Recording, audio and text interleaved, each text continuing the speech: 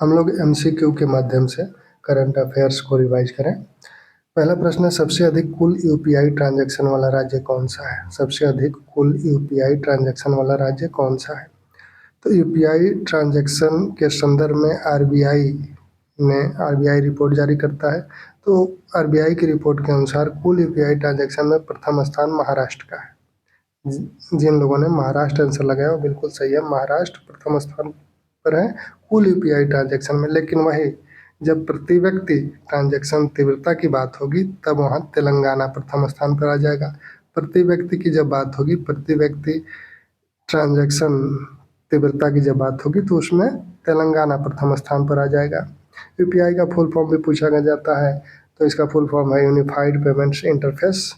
NPIC national payments corporation of India ने इसे 2016 से शुरू किया था।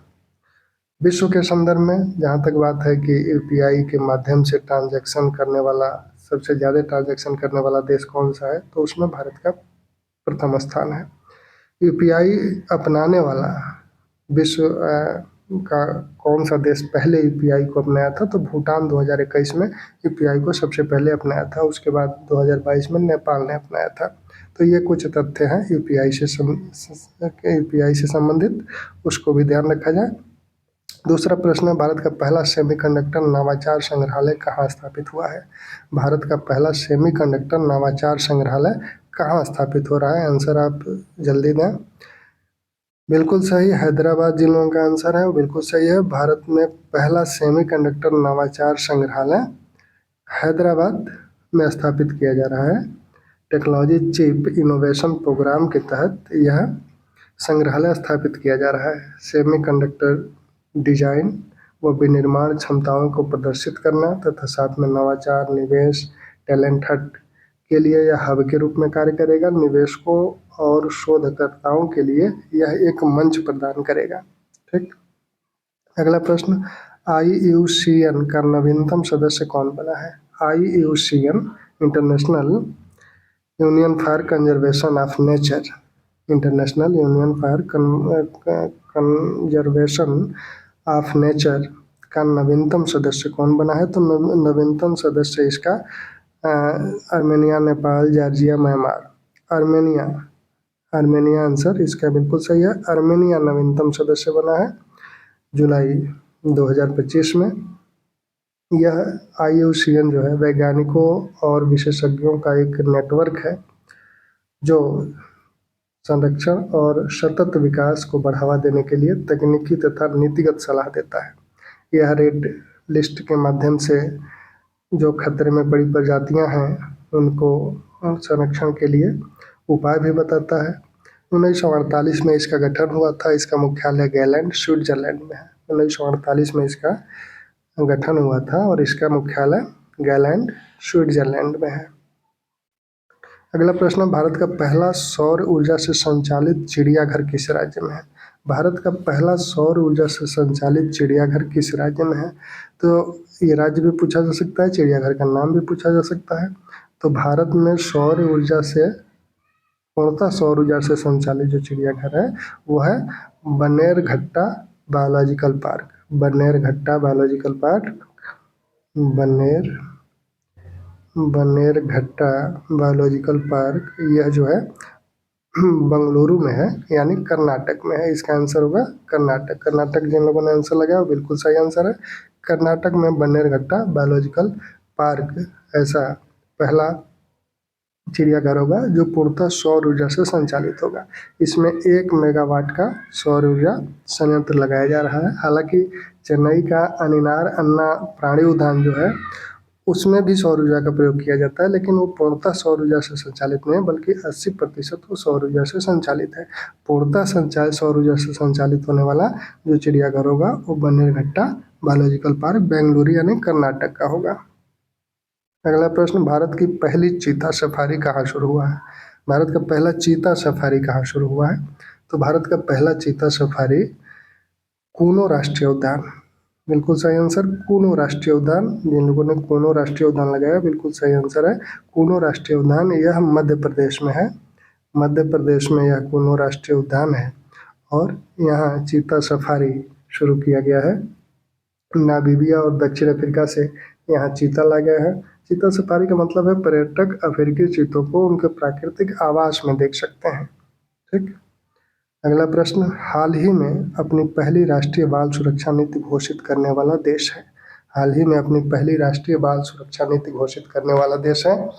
हाँ, बिल्कुल सही, जल्दी आंसर दीजिए। फिजी, फिजी आंसर आ रहा है। फिजी आंसर बिल्कुल सही है।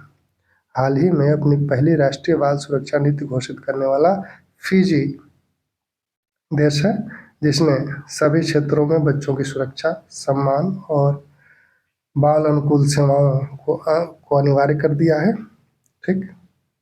अगला प्रश्न है, इच्छा मृत्यु को वैध मानने वाला लैटिन अमेरिका का पहला देश कौन बना। इच्छा मृत्यु को वैध मानने वाला लैटिन अमेरिका का पहला देश कौन बना। तो ये जितने भी देश हैं सभी लैटिन अमेरिका के देश हैं। तो लैटिन अमेरिका का जो उरुग्वे देश है, उरुग्वे, इसने, यह लैटिन अमेरिका का पहला देश है जिसने इच्छा मृत्यु को वैध माना है। लाइलाज बीमारियों के संदर्भ में इच्छा मृत्यु को वैध माना गया। सबसे पहले इच्छा मृत्यु को वैध मानने वाला देश कौन सा है, तो नीदरलैंड है। नीदरलैंड, नीदरलैंड ने सबसे पहले इच्छा मृत्यु संबंधी कानून बनाया था और 2002 से इसने इसको अनुमति दी थी। भारत में भी सुप्रीम कोर्ट ने 2018 में इसके लिए कुछ गाइडलाइन बताई थी कि पैसिव यूथेनेशिया या लिविंग विल के संदर्भ में यह विशेषज्ञों की सलाह पर किया जा सकता है। हाल ही में चर्चा में रहा रक्षम चित्रकूट वन्यजीव अभयारण्य कहाँ है।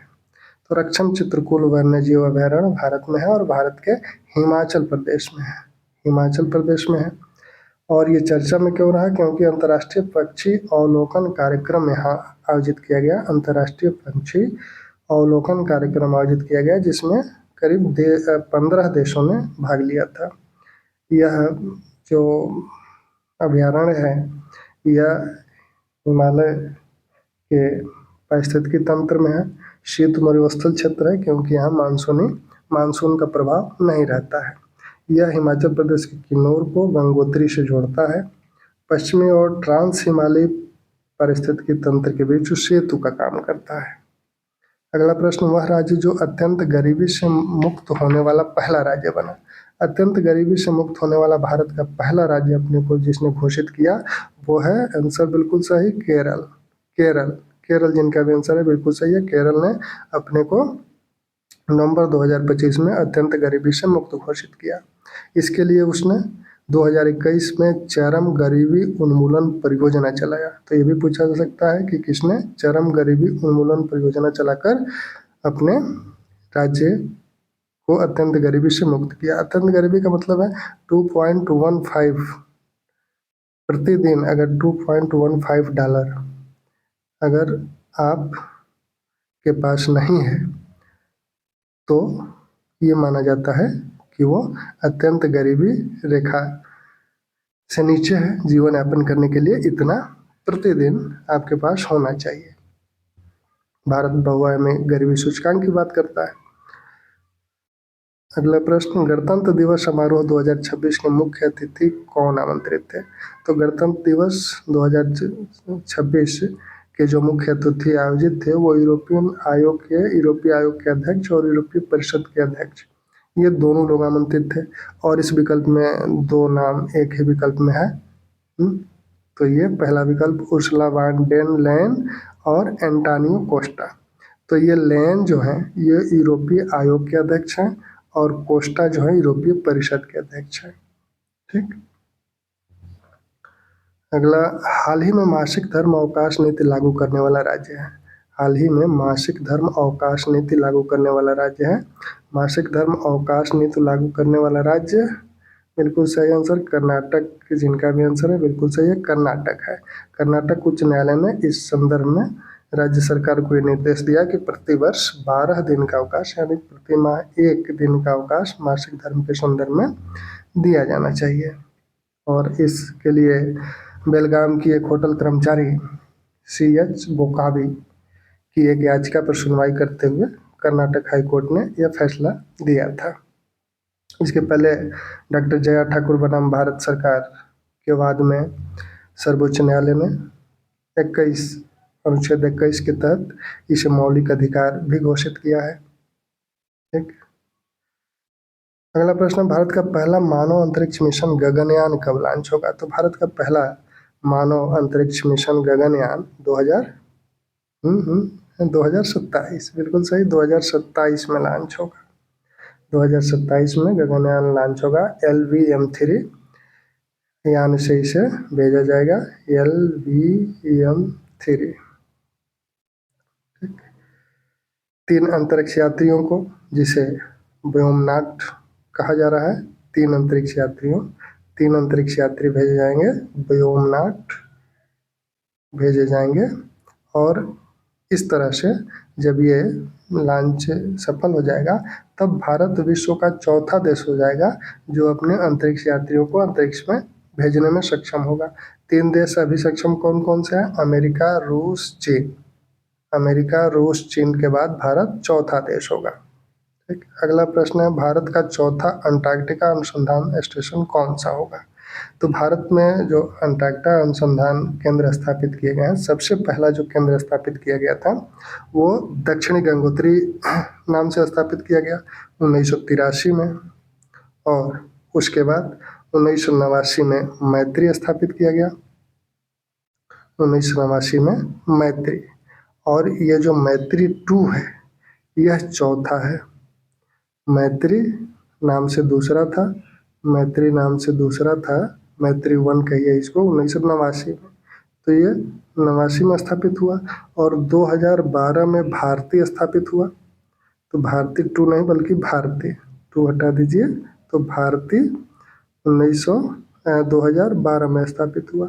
तो 1983 में दक्षिण गंगोत्री स्थापित हुआ था, 1989 में मैत्री स्थापित हुआ, 2012 में भारती स्थापित हुआ और अब 2029 में मैत्री 2 स्थापित हो जाएगा। ठीक।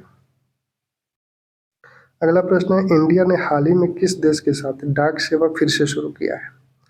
तो डाक सेवा शुरू थी लेकिन बीच में बंद हो गई थी अमेरिका के साथ, उसे फिर शुरू किया गया है। अमेरिका के जो टैरिफ संबंधी जो विवाद था उसको लेकर ये डाक सेवा बंद की गई थी, अब वो पुनः शुरू कर दी गई है। अगला प्रश्न है, शिक्षा मंत्रालय ने किस कक्षा से सभी स्कूलों में AI शुरू करने की घोषणा की है? AI पढ़ाना शुरू करने की घोषणा किस कक्षा से शिक्षा मंत्रालय ने की है? तो शिक्षा मंत्रालय ने, हाँ बिल्कुल सही जवाब, जिन लोगों का कक्षा 3 जवाब है वो सही जवाब है। कक्षा 3 से यह शिक्षा मंत्रालय ने घोषणा की है कि AI की शिक्षा कक्षा 3 से ही दी जाएगी। दरअसल CBSE ने IIT मद्रास के प्रोफेसर कार्तिक रमन की अध्यक्षता में एक समिति का गठन किया है और इस समिति ने इस संदर्भ में करिकुलम तैयार किया है।